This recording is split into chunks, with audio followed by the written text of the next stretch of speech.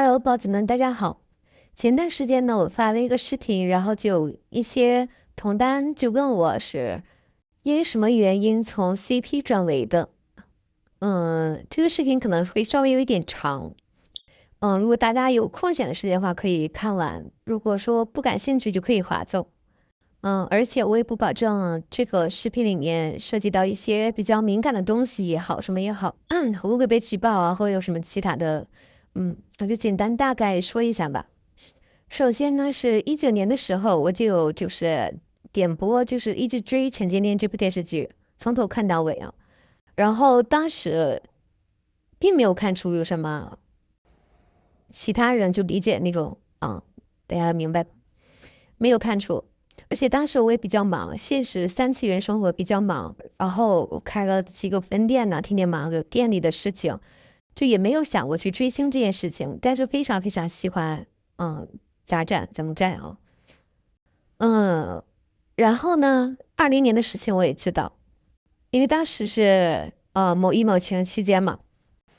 这个事情全网也比较炸裂哈。当时我还跟我男朋友说，我记得我说他好无辜啊，我说这件事情跟他有什么关系啊？然后我还记得我男朋友回答我，那一定是被别人搞了呀，这不是被搞是干是怎么？明明但凡是有认知的人都会一眼看出这是被搞了，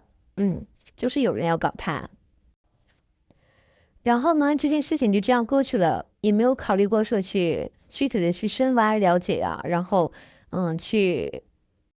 追星的没有过。然后是什么时候才算是真正的粉上站着呢？是去年2024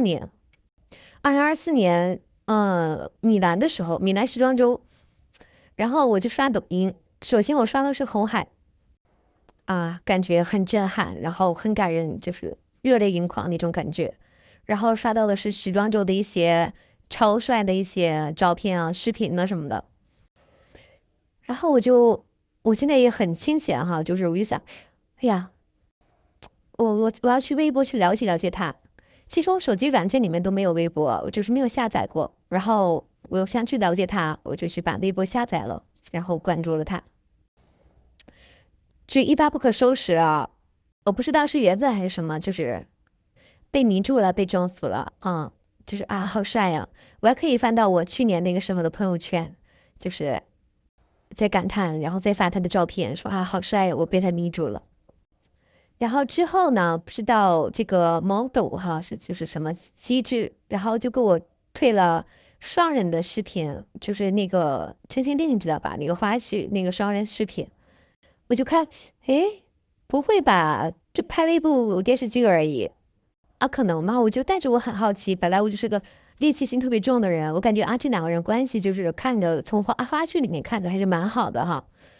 然后我就一直，他就总给我推，不停的给我推那段时间，就过年期间那段时间，一直在给我推那种视频。然后有一天我突然就刷到一个，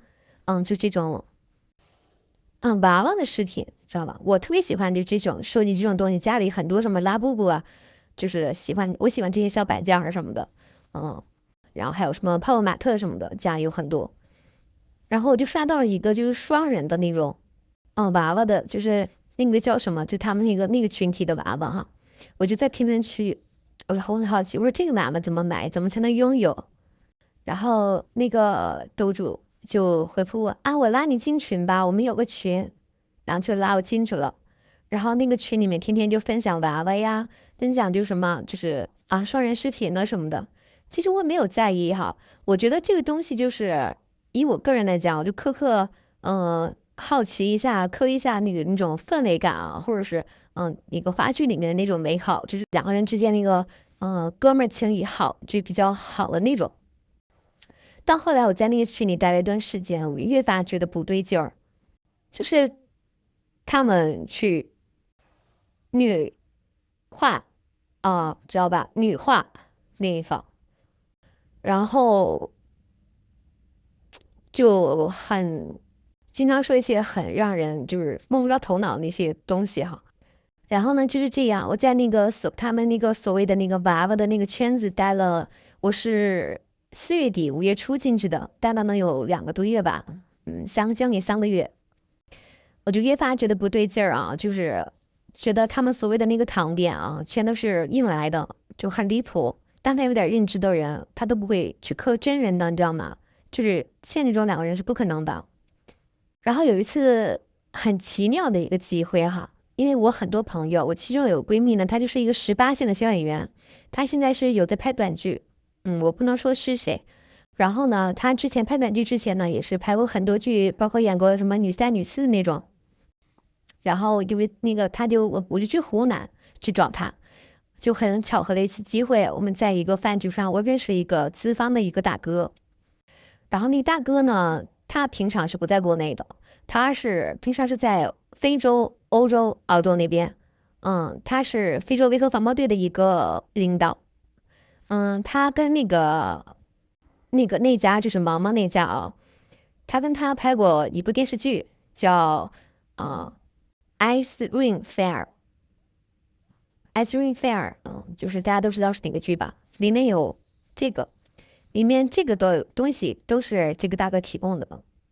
他也算是资方，包括现在一些鲸鱼的一些是这种片子，还有国内的一些就有关于这种的片子，基本是都找他做军事顾问啊，或者是那个让他提供这个装备。然后他是在那部电视剧里呢扮一个反派角色。当时在饭局上，我就是可能是有点口无遮言了，我就直接就是问他说，这2个人，是好啊坏啊什么的。然后这个哥哥特别严肃的斩钉截铁跟我说另一方有 girlfriend，另一方有 girlfriend。我不知道他为什么这么斩钉截铁的，但是看他的表情语气，我就知道准了。然后我就瞬间脱粉。因为大家在一起聊得比较好嘛，然后就是吃饭的呀，然后氛围呀特别好，然后结束之后我们都互相留了那个 B 叉，然后我们在 B 叉上也聊了一些东西啊，就是关于这个东西，我现在也有记录。但是我不想，我一直有考虑过什么要不给他泼出来，但我觉得我不想给人家增添一些不必要的麻烦，或给我自己带来一些没必要的争端啊。我觉得这个东西，但凡是有点头脑的人，他都会看清这里面的事实。就任何一对 CP，他的套路都是一样的，都是按照一个程序化这样去磕下来的。我不知道这个东西是从什么时候开始兴起的，应该是从韩国那边带回来的。因为毕竟最早的鼻祖嘛，那边磕 CP 的鼻祖就是韩国那边嘛。就把这种风气带回来，特别是磕什么，我觉得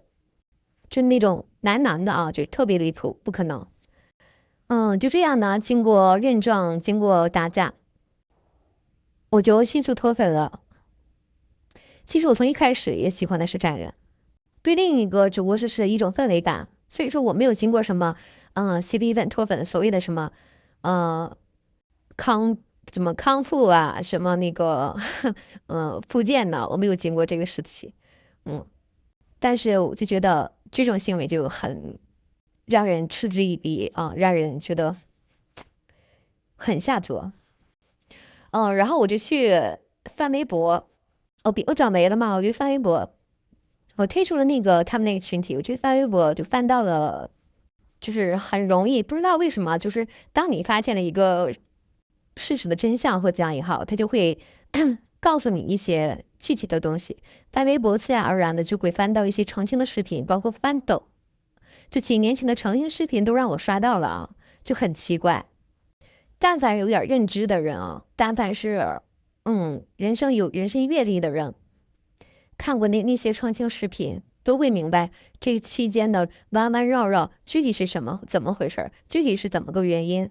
我这里我也不细说了，我想那个同担们都应该会了解的。我希望就是不要说什么有什么爱屋及乌，不可能，不可能啊，不是这个就不错了，不可能啊。就这样，我还是蛮庆幸的。就是知道了一些真相，并且就是能迅速脱离那个群体。算一下我在那个群体里面待的时间能有大概4、5个月吧，4个多月不到5个月。还好不是很长。既然转为了，知道一些事实真相，也不可能无动于衷，只是越来越 hate，越来越 hate，特别特别 hate。我不知道其他曾经转为的同担们会不会有这种感觉，就是我们的内心会更加的，一方面是对自己的一些当时没有去经过考古就乱刻的行为产生自责，另一方面就是发现真相后会心疼。